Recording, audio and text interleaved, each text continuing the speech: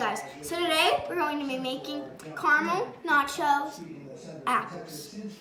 So we have 1/3 cup of chocolate chips, 1/3 cup caramel, 1/3 cup of chocolate, 4 apples, and you make sure you set a tray, and we're going to be putting them in these little things on the tray so people can pick them up, about 4 slices. And so let's start cutting. So we're going to put lemon on the apples so they don't turn brown.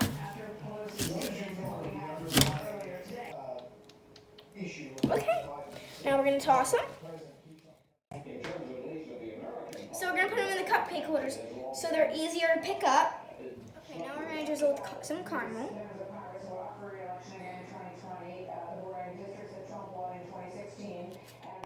Okay, so now we're going to add the Nutella.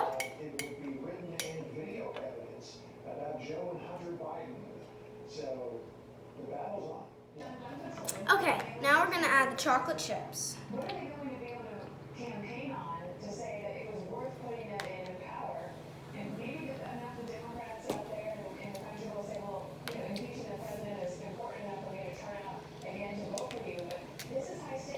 Okay, we're all finished.